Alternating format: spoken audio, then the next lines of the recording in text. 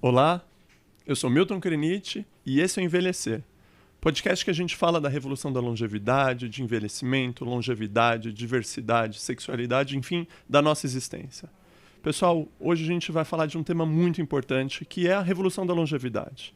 A gente vem falando, e essa é a mensagem principal desse podcast, que é a gente falar que envelhecer é uma conquista, deve ser celebrado e não combatido. A gente tem que trocar o anti-aging pelo antidadismo, pela promoção da saúde, pelo envelhecimento ativo.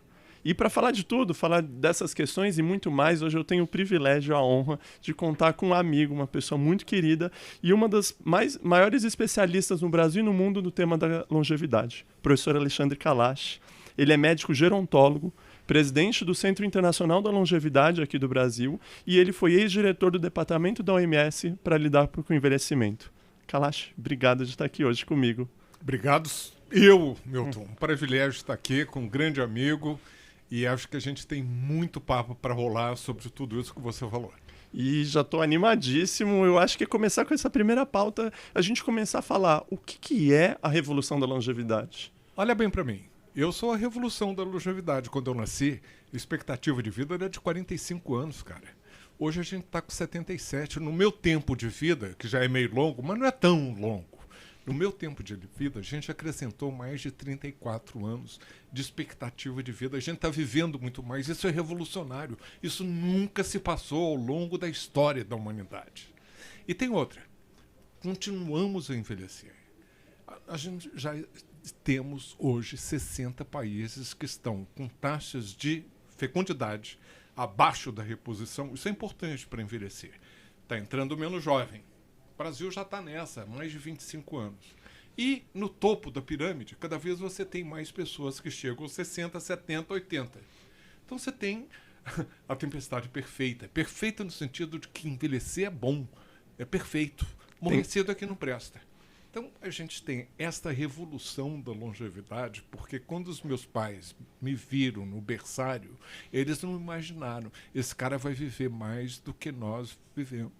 Esse cara, esse bebezinho, vai ultrapassar a idade em que todos os seus avós morreram. É revolucionário. E é revolucionário e traz tanto conquistas, que a gente fala, né, que é para ser celebrado, mas também muitos desafios, até pela velocidade que está acontecendo esse fenômeno. Sobretudo para um país despreparado, hedonista e idadista. A gente vai falar mais sobre isso. Mas por que passa a ser um desafio muito grande? Pela desigualdade. Se todo mundo envelhecesse como se envelhece nos Jardins Paulistas ou no Alto Leblon, eu que sou do Rio, estava tudo maravilhoso. Se todo mundo envelhecesse como a maioria dos suecos, os canadenses, os japoneses, não estava tão ruim. Mas o que está se passando agora é que os países que estão mais rapidamente envelhecendo, ao contrário dos países europeus já envelhecidos, eles estão envelhecendo antes de terem enriquecido. Aí que está o desafio. No Brasil, se envelhece precocemente mal. Você já tem ziqueziras que um sueco não espera ter aos 85 e você tem só 58. Olha o que aconteceu na pandemia. Morreram muito mais precocemente as pessoas da periferia, os quilombolas, os povos indígenas, os negros, as pessoas pobres. E é isso que a gente precisa, de políticas para fazer com que essa perversidade de você envelhecer e ser penalizado por ter envelhecido. Exato. E você tem até uma fala, né, que eu acho excelente para ilustrar como que é o impacto da desigualdade na expectativa de vida. Aqui na cidade de São Paulo, para quem conhece aquela foto, né, que um muro que separa de um lado Morumbi, com uma expectativa de vida conforme poderia estar na Suécia, e do outro lado uma favela, né? Então, que pode ter uma expectativa de vida de 20 anos a menos. E esse é o impacto no direito do envelhecimento. Essa diferença de Paraisópolis para Morumbi, ela está presente em todas as cidades grandes. Eu moro em Copacabana. Do alto do meu prédio, a 200 metros de olho a olho, na mesma horizontalidade, você tem uma favela, pavãozinho, das mais violentas do Rio de Janeiro, onde a expectativa de vida é mais de 20 anos abaixo do edifício onde eu moro.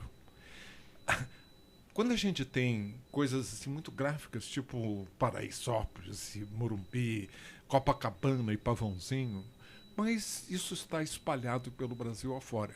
E tem mais, Milton. E como é que estão envelhecendo aqueles que moram em cidades pequenas, isoladas, remotas? Como é que se envelhece no interior, onde o jovem emigra e deixa os seus velhos para trás? Ninguém está fazendo estudo sobre isso. A Paraíba é um estado pobre, todos nós sabemos, mas é a terceira proporção de pessoas idosas do país, porque os jovens vieram aqui para São Paulo, para o Sul, maravilha, não encontram trabalho, não conseguem mandar dinheiro para casa para ajudar os pais e não estão fisicamente próximos para poder ajudá-los. Então, aqueles paraibanos mais velhos, e não precisa ter 75 não, você com 55 está com o joelho ruim e trabalha na lavoura, você já envelheceu. Do ponto de vista funcional, você já é um velho. Então, a gente precisa lançar esse novo olhar e ainda mais agora, com tanta expectativa de um governo que eu espero e estou trabalhando, estou me esforçando para que realmente a gente possa recuperar o horror que nós vivemos nos últimos anos de um abandono absoluto retratado pela pandemia, onde você ser velho significava já viveu, está atrapalhando, vai ficar consumindo, quando na verdade ter um idoso dentro de casa era uma garantia de ter comida na prateleira e pagar eletricidade para o filho buscar trabalho na internet. Exatamente. Tem gente que vem com essa concepção errônea de que a pessoa idosa seria um peso, mas a gente esquece da proporção de lares brasileiros que são financiados pela pessoa idosa, pela aposentadoria. Então, esses lares que a pessoa idosa morreu, eles viram, não é um ninho vazio. Essas pessoas, como você falou, deixaram de comer, deixaram de ter uma renda porque dependiam da pessoa idosa. Por esse lado material, de você ter o recurso que deixou de ter quando aquela pensão desaparece, mas também do ponto de vista de cuidado. Porque a gente fala de cuidado, que tem que cuidar dos idosos, que isso... Esquece que a maioria do cuidado é de mulheres, sobretudo, que são as cuidadoras. É o famoso eu cuido, tu cuida, que você fala, ele cuida. Exato, que é aquela aberração, né? O homem no Brasil conjuga dessa forma. Tu cuida, ele cuida, ela cuida, vós cuidais. Eu não tenho nada a ver com isso, eu quero é ser cuidado. Num envelhecimento galopante como o do Brasil, que nós vamos sair de 15% de pessoas com mais de 60 anos hoje, para daqui a 27, em 2050, nós estarmos com mais de 30, dobrou. Nós, belezocas, esses homens, se nós não entrarmos na equação do cuidado, nós vamos quebrar a cara, porque é dar o tiro no pé. Então, queridos homens brasileiros, caia a ficha. Você está envelhecendo também. E aí vem aquele mantra que eu repito, que você já deve ter ouvido falar tanto, né? Quanto mais cedo, melhor, nunca é tarde demais. Se prepare para a velhice. Se você quiser chegar bem aos 60, 70, 80, comece já. E quanto mais cedo você começar, melhor. Começa aos 20. Não começou aos 20, começa aos 30, aos 40, aos 60. Só que você vai ter ganho se começar aos 60. Mas os ganhos proporcionais são muito maiores se bater a ficha de que o seu futuro é envelhecer. E se você caprichar bem para este envelhecimento ser bom, o seu lucro vai ser muito maior. Falando nisso, aproveitando essa bola que você levantou do lucro, da questão da gente pensar aos 20, aos 30, aos 40, em todos os momentos, o que a gente pode pensar? Eu queria falar do envelhecimento ativo. O que é envelhecimento ativo, que a gente fala, né?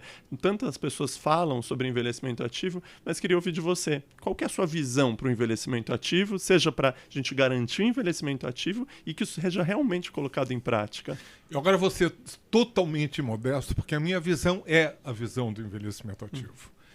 Eu venho de uma formação médica, gerontológica, mas também de saúde pública. Eu trabalhei muito na Universidade de Londres, na Universidade de Oxford, e nos anos 80, a Organização Mundial da Saúde estava desenvolvendo, talvez o documento mais importante que eu tenha lido no sentido de me influenciar, que é a Carta de Ottawa, da cidade canadense, onde ele foi lançado, mas o processo para preparar foi de 3, 4 anos. E eu fui emprestado pela Universidade de Londres, onde eu estava, para fazer parte deste grupo, que é a Carta de Ottawa de Promoção da Saúde. O que essa carta dá como mensagem principal? Saúde é criada no contexto do dia a dia, onde você trabalha, onde você mora, como você se locomove, o que você come, que oportunidades você tem de participar deste meio ambiente onde você vive. Seu comportamento, seu estilo de vida vai depender de tudo isso que tem uma perspectiva de curso de vida. Por isso, aquela história de quanto mais cedo você se preparar, melhor. Foi trazendo essa filosofia da promoção da saúde que quando eu fui para a OMS, saindo da universidade, saindo da academia, e por lá fiquei em Genebra 14 anos, eu pude trazer essa ideologia da promoção da saúde que deságua no desenvolvimento do marco político do envelhecimento ativo. O que é? É o processo ao longo da vida. Não vai esperar 62,5 ou 74,7. É o processo de você, ao longo da vida, otimizar as oportunidades para os 4 pilares importantes do envelhecimento ativo. Primeiro, a saúde. Eu acho que todo mundo concorda que envelhecer sem saúde é um prêmio envenenado. Saúde vem em primeiro lugar. Mas não depende só do seu estilo de vida, do seu comportamento, depende de políticas adequadas para fazer com que as opções mais saudáveis sejam as mais baratas, acessíveis e simples. Se você coloca o produto saudável lá no alto da prateleira e você tem 1,5 metro, você não alcança, você vai acabar comprando o que está aqui no seu horizonte. Até neste aspecto, você tem que pensar em fazer as opções mais saudáveis, as mais acessíveis, baratas e simples. E não pode culpabilizar aquele que não tem dinheiro para optar. Come brócolis. Mas como é que eu vou comer brócolis, doutor? Se eu comer brócolis na primeira semana do mês, não vai ter dinheiro para comprar salgadinho farinha é mais açúcar. barato, às vezes. Então você tem que ter políticas para fazer com que essas opções sejam as mais adequadas. E por aí vai. Porque as pessoas confundem saúde com acesso a serviços de saúde. Não, a saúde é criada nesse contexto do dia a dia. O segundo pilar é conhecimento. A gente estava conversando agora, pouco antes do programa começar, tudo que foi revolucionário na tua vida, que dirá a minha. De pendrive, de fazer pesquisa na biblioteca. Meu Deus, já foi revolucionário quando tinha microficha, mimeógrafo, era a forma que a gente copiava, fazia apostila ou panfletagem subversiva. Tudo isso faz parte da minha história. Hoje em dia, você senta num computador e você tem um alcance global, internacional. Mas esses conhecimentos, essa tecnologia, ela é traiçoeira também. Você é um mecânico de automóvel que aprendeu tudo sobre mecânica quando tinha 20 anos, hoje você tem 45 e não aprendeu, ninguém te ensinou eletrônica. Você dançou, você saiu do mercado. Você abre o capô do carro, olha, e não entende nada. Então, depende do seu esforço de aprender sempre, mas depende de você ter políticas que fazer com que essa moçada que vai envelhecer possa ter acesso a novas informações para não cair fora do mercado. Porque se cair fora do mercado, você não vai ter poder aquisitivo de fazer as opções mais saudáveis de jeito nenhum. O terceiro pilar é a participação, que pressupõe você ter direitos a participar da sociedade. Remete de imediato a essa palavra perversa com que traduziram retirement em inglês, ou como seja, que venha do alemão, onde o conceito nasceu. Para aposento, né? E que vem do aposento. Traduzido para aposento. Aquelas casas antigas, tinha sempre um aposento lá no fundo, onde metiam os velhos. Eram poucos os velhos. Eu, quando era estudante de medicina, a proporção de pessoas idosas no Brasil era menos de 4%. Geriatria eu nunca tinha ouvido falar. Então, ficava lá, acanhado, no aposento, escondido, excluído, não participando, participação. E hoje eu digo, assim, aposentado coisa nenhuma. Eu vou aposentar, se quiser, quando quiser, e na sala da frente, ciente dos meus direitos, gritando por eles. Então, participação depende disso. E o quarto pilar, ele é tão importante quanto os outros. Segurança, proteção. O horror, Milton, de envelhecer sempre foi e sempre será. Você não saber se vai ter um teto em cima da cabeça, comida na prateleira e um pouquinho de dinheiro no bolso para comprar os remédios que o SUS está deixando de poder pagar. Isso é você se sentir protegido. Com esses 4 pilares de saúde, conhecimentos, direito a participar e se sentir protegido, envelhecer é bom. Morrer cedo é que não presta. Exato. Eu acho que você conseguiu trazer um resumo excelente e muito ilustrativo para as pessoas, mas eu queria trazer puxando esse gancho que você trouxe dos pilares do envelhecimento ativo, eu queria resgatar, puxar um pilar para a gente falar da importância dele, que é o aprendizado ao longo da vida, o conhecimento, a educação. Porque, de novo, a sociedade vem com uma maneira muito fácil, que é culpabilizar o indivíduo, de falar, então você tomou as piores escolhas, ou você envelheceu mal, ou você tá sozinho porque foi uma escolha sua, mas a gente não olha, não dá um olhar, né? Não dá um passo para trás para ver o panorama, o mural completo dessa importância da educação. Então, acho que eu diria aqui, de novo, até para você reforçar a importância de que autonomia e independência, ela vem com educação e vem com aprendizado ao longo da vida. E é ao longo da vida, Milton. Porque quando você olha para uma criança hoje que tem 5 anos, que tem 10 anos, e que está tendo um ensino público lamentável, porque nos últimos anos o que aconteceu de assalto ao ensino público não é nem lamentável, é criminoso. São essas as crianças que dependem única e exclusivamente do ensino público, que é o material que vai envelhecer.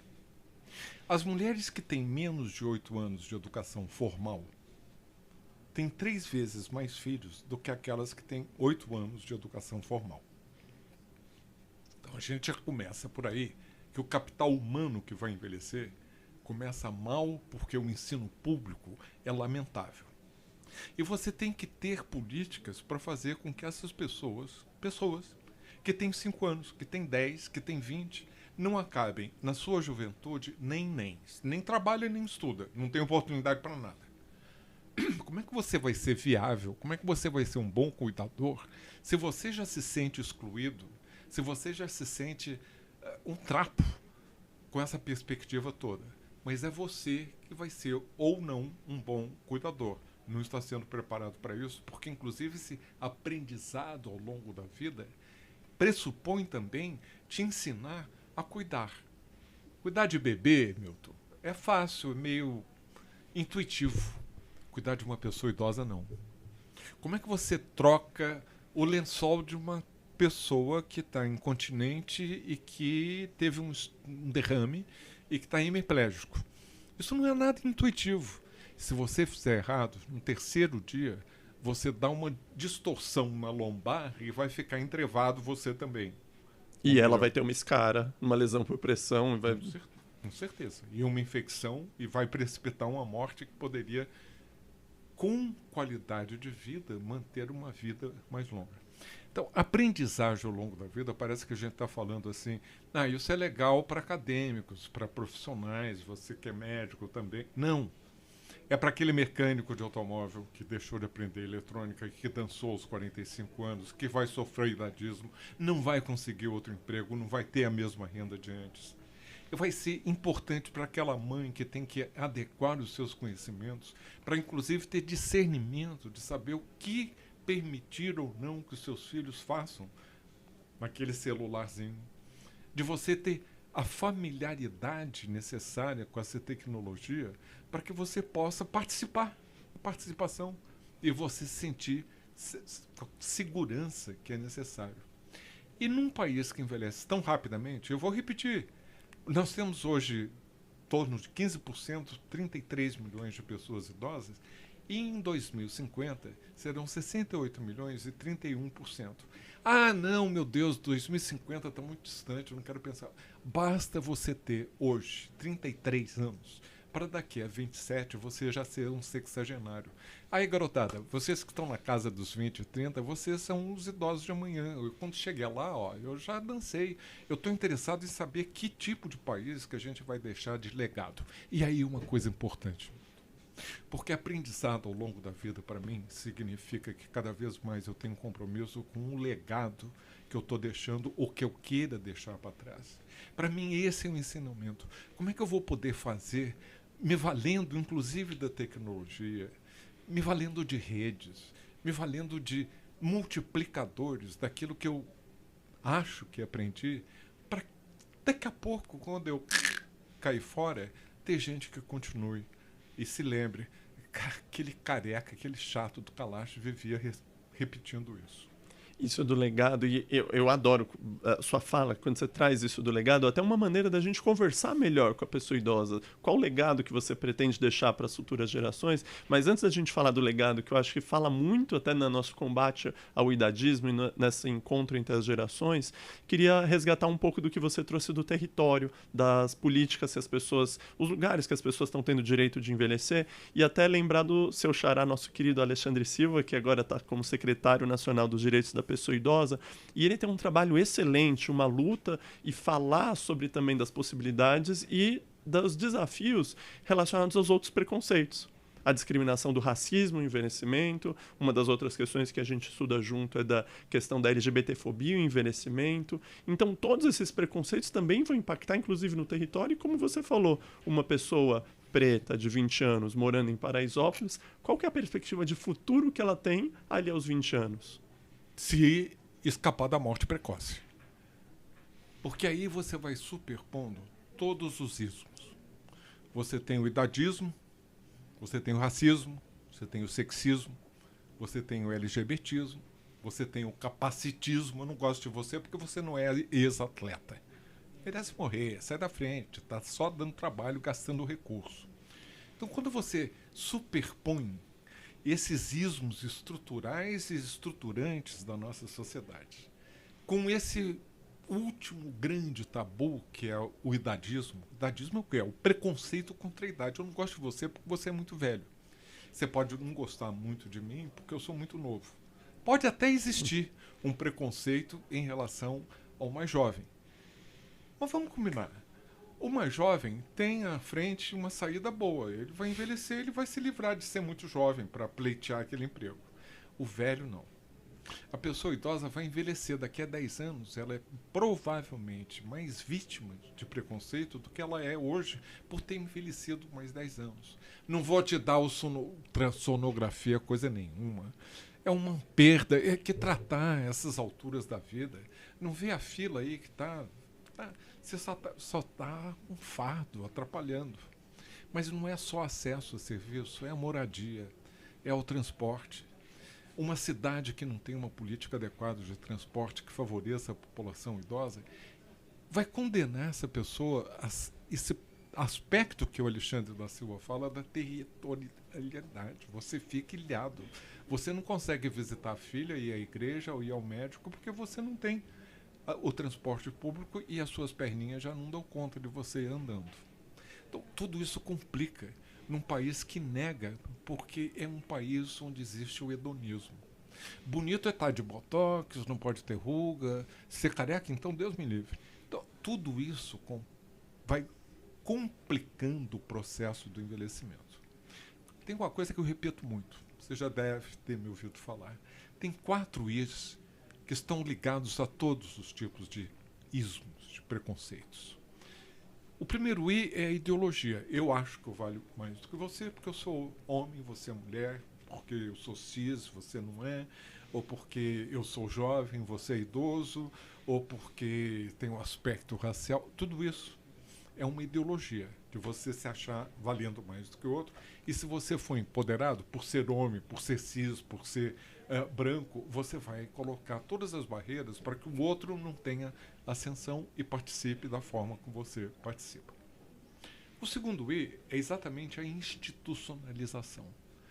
É o I da institucionalização. Você vai fazer mais difícil a vida do outro, seja ele qual for, porque você acha que ele não merece. Que pleitear promoção... Você é uma mulher, você vai querer receber a mesma coisa que um homem? Como é que você tem ousadia de querer esse emprego? Não vê a tua idade, etc. O terceiro I é quando isso passa para o interpessoal.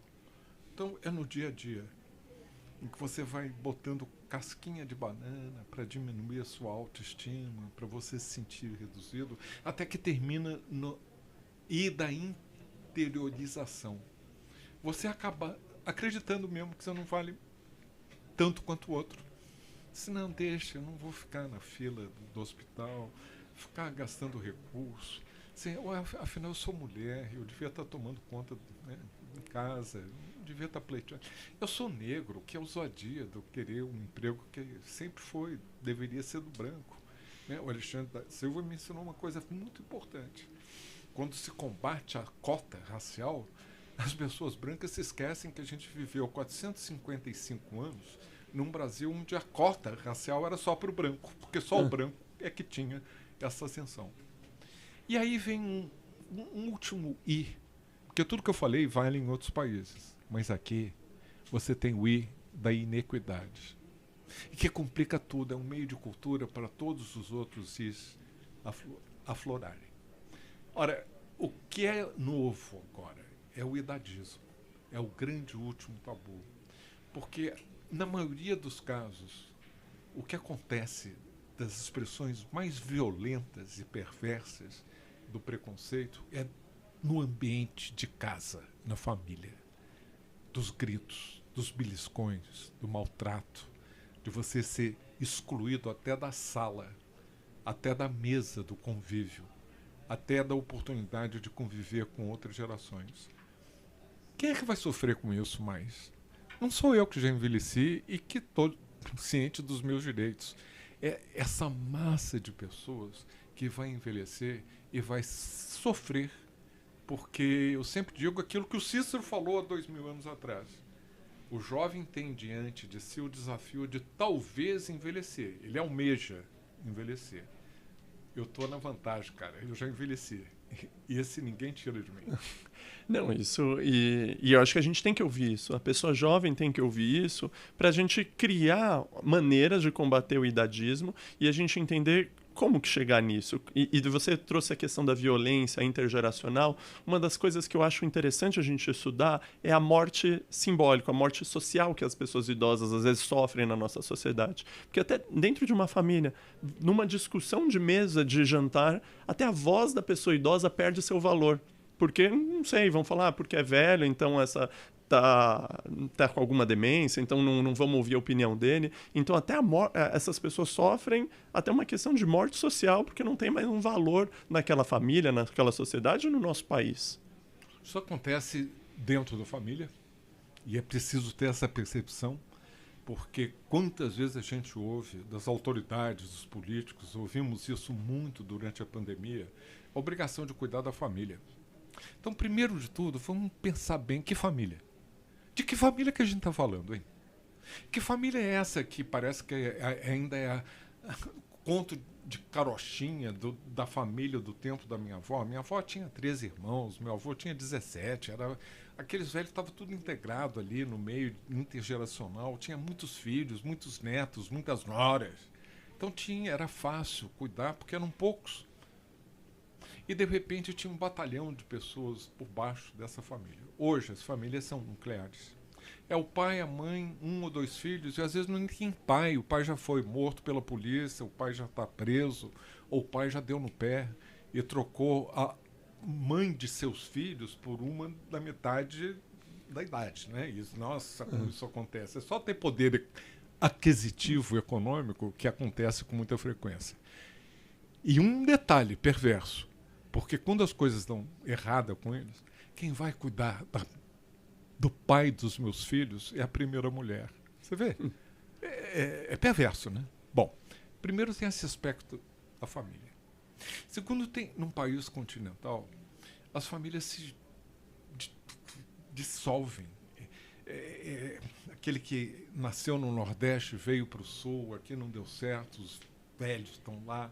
Ninguém está sabendo, ninguém faz estudo. Não existe um estudo legal, bem feito, sobre o envelhecimento rural, das periferias, dos quilombolas, né? Envelhecimentos precoces, porque as pessoas já passam mal as primeiras etapas da vida, as primeiras décadas, e vai ter Ziquezira aos 55 anos.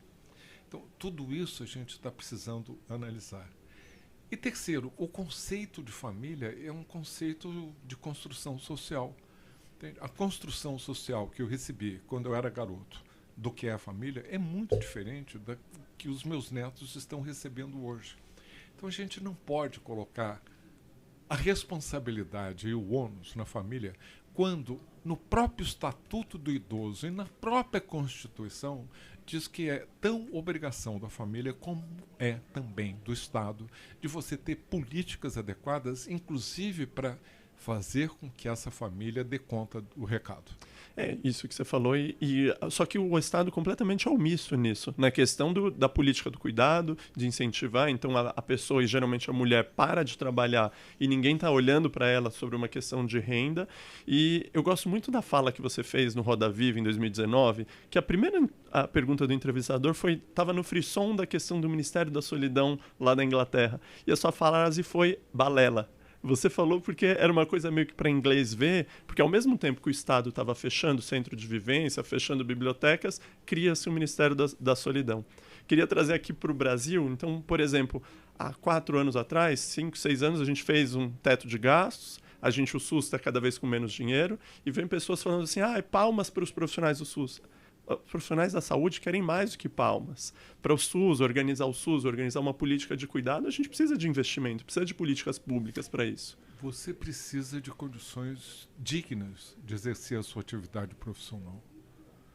Não é bater palma para aquele que está fazendo um sacrifício pessoal enorme, quando, na verdade, esse profissional deveria estar recebendo as condições adequadas. Ninguém quer que o profissional do SUS vire um milionário. O que a gente quer é que ele possa ter dignidade, para ele poder, com essa dignidade, tratar com dignidade aquele que está sendo recebendo o seu cuidado. É muito difícil você fazer do estômago, coração, e apesar de todas as suas dificuldades, apesar das balas perdidas, apesar da violência que você sofre na periferia, apesar da falta de medicamentos, de você dizer, eu sinto muito, o que a senhora precisa é isso, mas a gente não tem nem isso, nem aquilo. Né? Então, isso frustra. E você frustrado, não sendo tratado com dignidade, você não vai tratar ninguém com dignidade. Ainda mais as pessoas idosas. Muito menos. A mulher. A gente viu só, refraseando o que você falou, na pandemia, as mulheres foram as que mais sofreram. Mais homens, proporcionalmente, morreram do que mulheres. Mas as mulheres foram as primeiras a perder o emprego, que eram empregos precários, que não tinham nenhuma garantia, que tiveram que ficar em casa para cuidar dos filhos, cuidar do marido, cuidar do sogro, da sogra, do vizinho, cuidar de todo mundo, sem saber quem poderia cuidá-las. E ainda tendo que sofrer agressões, porque está documentado. A violência doméstica aumentou e muito. Então, as grandes vítimas durante a pandemia foram as mulheres. Então, vamos homenageá-las. A mulher não quer flor, não. A mulher, ela quer condição adequada de igualdade. E eu tenho esperança, através do Ministério da Mulher, através do Ministério de Direitos Humanos, através do reconhecimento de uma questão de direitos, através de pontuar direitos nesse novo governo, para que a gente possa recuperar esses últimos 4 anos perdidos. Te dizendo claramente, hein, Milton, não é que a gente tivesse um mundo perfeito, não, mas ter voltado para trás, ter conseguido retroceder num país que, ainda que com todas as dificuldades, estava tentando colocar a casa em dia, retroceder foi um crime ignóbil. Exato. Omissão e até um projeto de Estado para exterminar um determinado grupo populacional. E até aproveitando esse gancho que você trouxe, você teve na organização de políticas para o novo governo na questão da longevidade. Queria até aproveitar isso, até pensando para falar para quem está ouvindo para a gente, o que ficou de sugestão para esse novo governo, que você acha, claro, que foi um completo desmonte em diversas políticas públicas, mas qual é a principal mensagem para esse governo na questão da longevidade para o nosso futuro? Eu tive o privilégio de conversar com o presidente Lula. Você estava presente nessa reunião. Entregamos um documento alicerçado no envelhecimento ativo, naqueles pilares da saúde, do aprendizado ao longo da vida, do direito a participar, mas também da segurança, da proteção. Como é que a gente pode ir adiante nisso? Primeiro, nós precisamos de políticas transversais, porque nós não vamos conseguir que as políticas do Ministério da Saúde deem conta do recado. Gente, esqueça que envelhecimento é sinônimo só de saúde. A gente precisa de políticas para o trabalho, porque tem gente que precisa trabalhar. A gente precisa de políticas de assegurar a renda, porque tem gente que precisa e não tem uma renda assegurada. A gente precisa de proteção, que pode significar simplesmente ter um teto em cima da cabeça, políticas de moradia. Você precisa de políticas de transporte público para poder socializar. Porque você mora num lugar que não tem transporte público, como é que você vai socializar, visitar a filha, ir ao médico ou à igreja? Você precisa de transporte público. Como é que você vai poder ter satisfação de vida se você está marginalizado em relação à cultura, à arte, à recreação? Alexandre da Silva mostra que as pessoas mais pobres, as populações negras, elas não cultivaram o hábito de receber em casa porque é tudo tão limitado, a falta de recurso é crônica e muitas vezes tão aguda que você acaba perdendo aquilo que é o sinônimo da cordialidade do brasileiro. Você perde todas as oportunidades. Portanto, a coisa mais importante e que eu espero que realmente esse governo, eu estou fazendo o possível para que isso seja feito, sejam transversais, que um ministério possa conversar com o outro, que exista essa igualdade racial, que exista uma política adequada para os povos indígenas, que a gente possa pensar na condição da mulher, possa também pensar na saúde do homem e nas condições adequadas de trabalho para este homem. Tudo isso conversa um com o outro. E nós temos um modelo que eu tenho orgulho dele.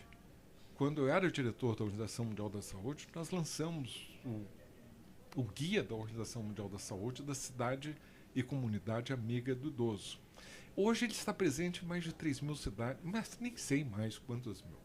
Oficialmente, no site da OMS, são quase 2.000. Mas tem muitas outras cidades, a Cabo de Vida, Espanha, e do Canadá.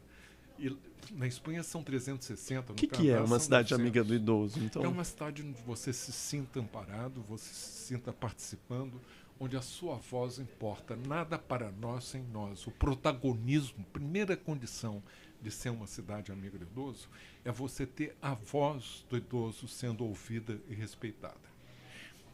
Aquilo que funciona muito bem em Coimbra ou em Ottawa pode funcionar muito bem em São Paulo, e pode não.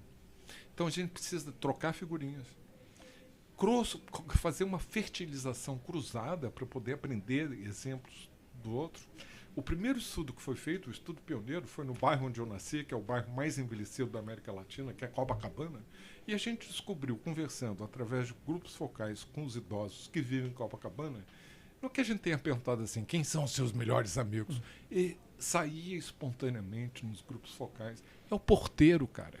É esse agente da comunidade que está ali sentado na portaria. Ele não pode escapar.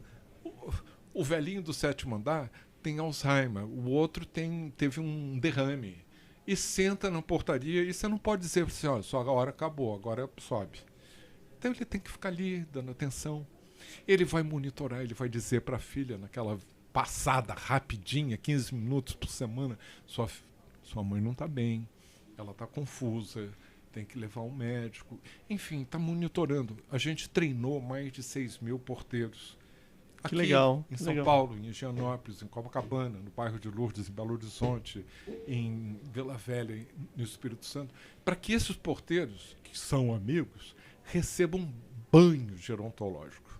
E outra, ouvir deles como que eles resolvem determinadas situações, porque eles é que as enfrentam. Então, aprendendo um com o outro, livro de ouro, de como você resolve problema tal e tal. Mas descobrimos também que o maior inimigo, também espontaneamente, os motoristas do ônibus. Milton, basta você entrar no ônibus no Rio de Janeiro, você não precisa ter 77 anos. Basta você ter 20. Você sabe que é uma aventura, que pode não ter volta. Porque é tudo muito louco. Não tem disciplina nenhuma. A primeira oportunidade de pisar no acelerador, né, quando chega, se você conhece bem o Rio, tem o aterro, que é... Mas não é culpa dele, não. É porque o dono da companhia diz para ele assim, ó, vai ter que dar 16 voltas nas 8 horas de trabalho. Mas é impossível. Se não der às 16 em 8, vai trabalhar 9 ou 10, mas não vai ganhar hora extra. Então fica todo mundo desavisado. Então ele está precarizado também, é uma uberização também do profissional ali. Claro, claro. E outra, você desenha um ônibus que é um... Primeiro, o chassi é muito alto porque é de caminhão. Então já entrar no ônibus é uma aventura. Eu assisti a indignidade de uma senhora um pouquinho mais gorda, tentando entrar e não tendo a força para entrar, e uma mais jovem por trás empurrá-la por trás. Aí você tem um instrumento medieval de tortura que chama catraca. Não sei se chama catraca aqui no... Aí chama catraca. Então, você tem que ter força. Se for um pouquinho gordo, com uma bundinha um pouquinho mais alargada, você não passa, você vira uma rolha. E o pessoal de trás está assim, como é? Vambora, entra, vai. Aí você consegue, né? Com alguma dificuldade, aí tem um local especial de assento para o idoso, que em geral é na frente do ônibus, sem nenhuma barreira, sem nenhuma barra para você se segurar. Cinto de segurança nem pensar. Na primeira freada, você faz assim. Voa. Voa. Fratura. Fratura é o começo do fim para um idoso. Sim.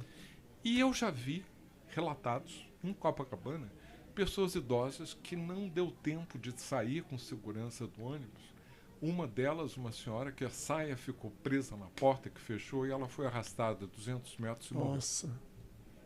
Isso tudo significa que a gente precisa de políticas em que é necessário você ver a transversalidade, em que cada setor vai poder ajudar, em que a mídia, através desse podcast que você está fazendo, vai poder trazer da conscientização da importância do envelhecimento e gritar muito para o pessoal mais jovem. Cara, a melhor coisa que pode te acontecer é envelhecer, viu? Então capricha. A outra opção não é boa.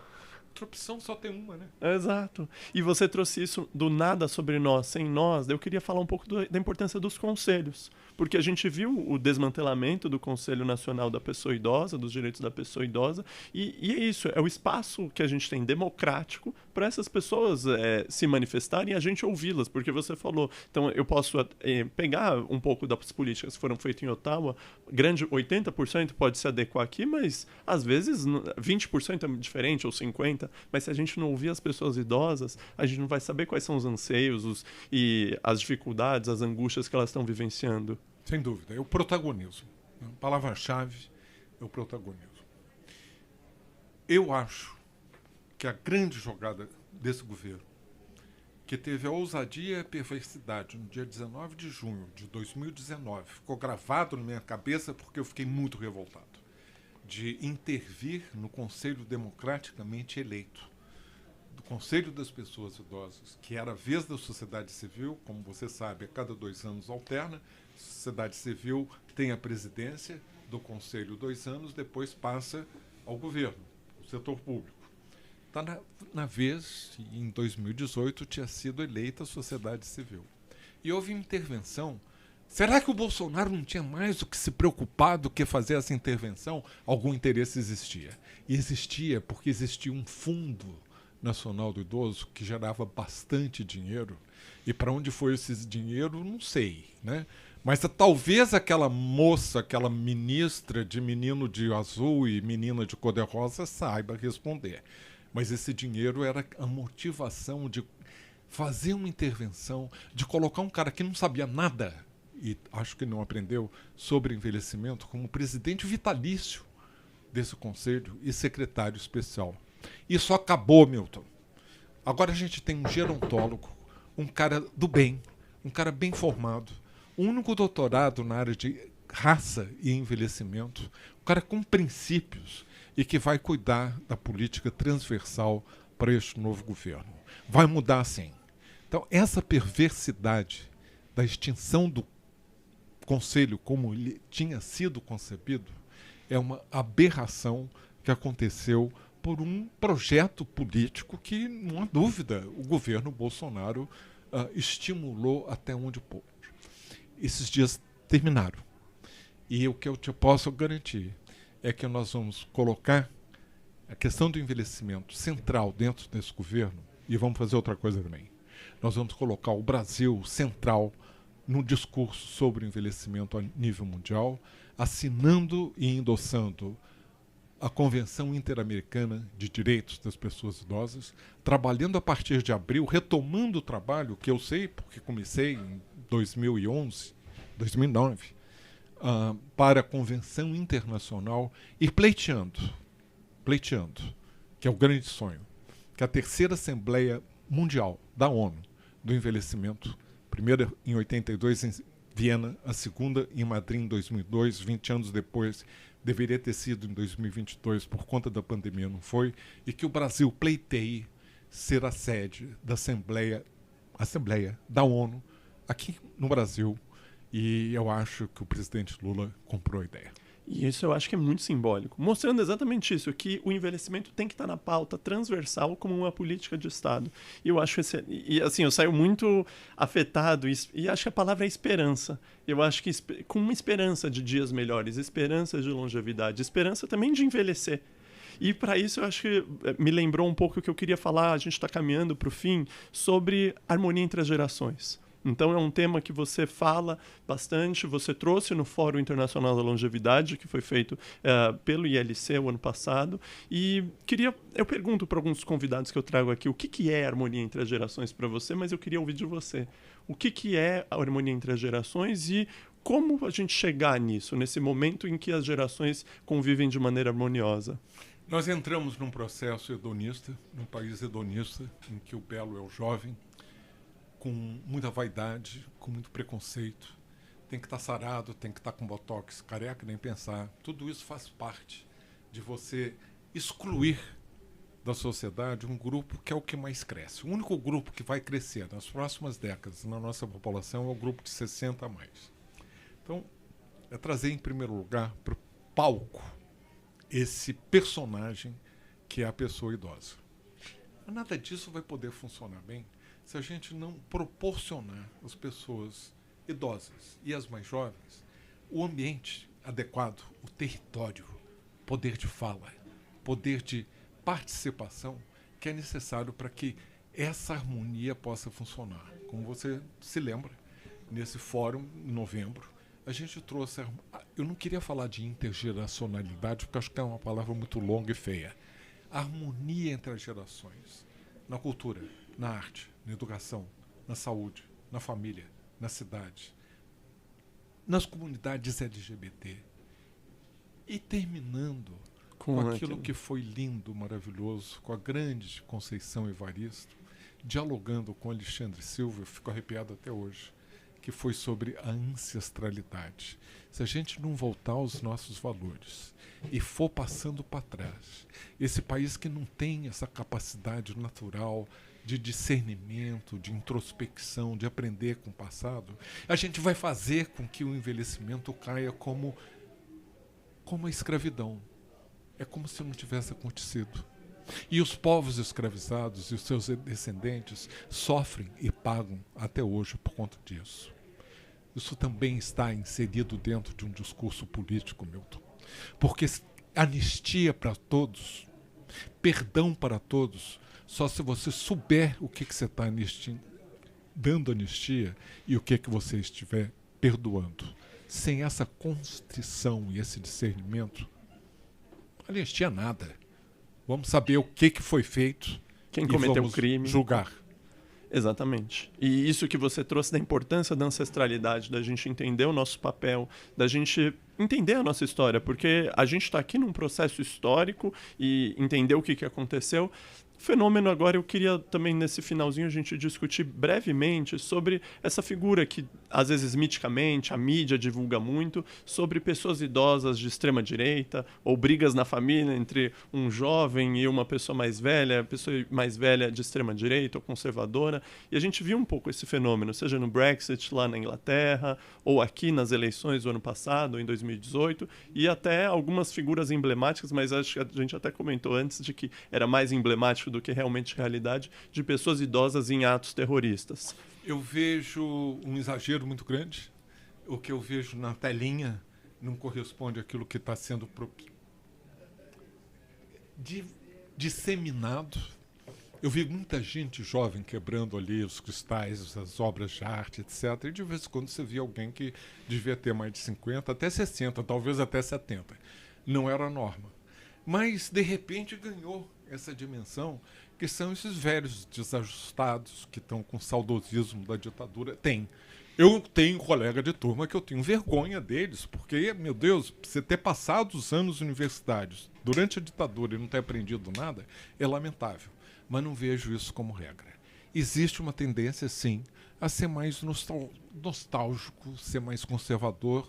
O Brexit, você sabe que eu moro entre Londres e o Rio, e os meus filhos lamentam profundamente que aqueles que têm mais de 50, 60 anos tenham decidido o seu futuro através de um voto que foi sintomático, foi decisivo. Se as pessoas idosas não tivessem votado como foram, o Reino Unido não teria saído da União Europeia.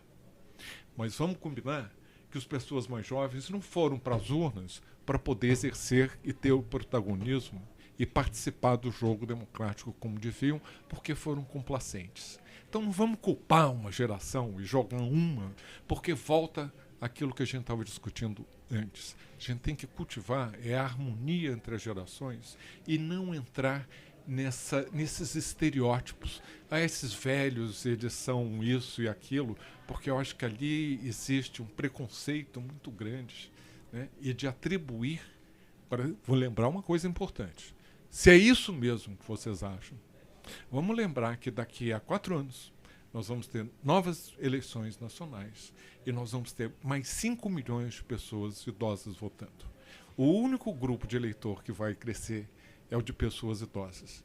Então, partidos políticos, prestem atenção nesse poder que é decisivo das pessoas idosas, porque nas eleições passadas, poucos foram os partidos que cultivaram, falaram e conscientizaram o voto dessas pessoas idosas. Como falar com essas pessoas? Como, né, assim, então, se 5 milhões de pessoas idosas a gente vai ter 5 milhões a mais daqui a 4 anos, como que a gente vai conversar com essas pessoas, de novo, nessa questão da harmonia entre as gerações, e trazer para um campo mais democrático, se houverem pessoas acreditando mais na extrema-direita ou em alguma outra... Uma das coisas importantes é mostrar para a pessoa idosa como pesquisar se você está diante de um fake news. Essa habilidade as pessoas idosas não têm. Eu acho que as pessoas mais jovens também não têm. Mas que estratégias você tem que ter para poder ensinar uma pessoa mais idosa que tem menos destreza tecnológica de como fazer essa pesquisa, de como não entrar. Nós temos uma dificuldade. As pessoas idosas no Brasil, 1/3 é analfabeta ou analfabeta funcional, mas elas votam. Então, o trabalho é complexo. E trabalhar onde as pessoas idosas frequentam. E elas frequentam a igreja. E se você não gostar da igreja X ou Y, é onde elas vão. E elas referendam, através da mídia social, aquilo que elas ouviram o pastor ou o colega de púlpito falar. Então a gente tem que trabalhar também com esses que às vezes a gente não se sente muito confortável falar, mas esse diálogo ele vai ter que ser muito mais aberto, da gente aceitar o contrário, aceitar aquilo que não é um interlocutor natural. Isso às vezes eu te confesso, me custa. Mas outro dia eu me vi conversando com um vizinho que não é o meu interlocutor natural, tentando fazer a cabecinha dele de que não é bem assim. Kalash, obrigado. Eu acho que eu falaria com você horas e horas, porque eu adoro você. Sua fala me afeta muito. Eu acho que saio com afetos muito positivos e, de novo, eu trago a palavra esperança, que eu acho que a gente não tem envelhecimento sem esperança, sem futuro, e uma palavra, né, que você traz nas suas entrevistas, que é propósito. A importância do propósito no nosso envelhecimento. Então, acho que aqui, para o nosso encerramento, acho que, de novo, agradecer toda a sua parceria, seu apoio, sua amizade desses últimos anos, que eu tenho um privilégio de ter compartilhado a sua companhia nesses anos, e pedir para você deixar um recado, porque muitas pessoas jovens têm ouvido o podcast, têm assistido essas mensagens. Então, nessa fala do propósito, do futuro, de esperança, queria que você deixasse um recado para os jovens de hoje. O recado está aqui, Milton. A gente falou de harmonia entre gerações. Você tem 36, eu tenho 77. Nós podemos ter harmonia e diálogo. Você é mais jovem do que os meus filhos. Você é de outra geração, certamente. Pode haver harmonia. Eu poder me esperançar através de olhar para você, para o seu futuro, pelo que você já fez. E você, quem sabe, olhar para mim e falar assim, poxa, quando eu crescer eu quero ser meio parecido com ele. É isso aí. É isso aí. Acho que não tem jeito melhor. E é isso. Quando eu crescer, eu quero ser... Se eu for um pouquinho do que você é hoje, eu já vou estar muito feliz. Kalash, muito obrigado. Muito obrigado mesmo. Obrigado a você. E guarda aí um espaço. Daqui a uns 6 meses eu volto aqui. Ah, com certeza. O convite está sempre feito. Gente, se vocês curtiram, gostaram... curte, comenta, compartilha. Essa comunidade é de vocês. Então a gente junto, a nossa ideia é mudar a forma como a gente pensa, reflete e planeja o nosso próprio envelhecimento. Muito obrigado.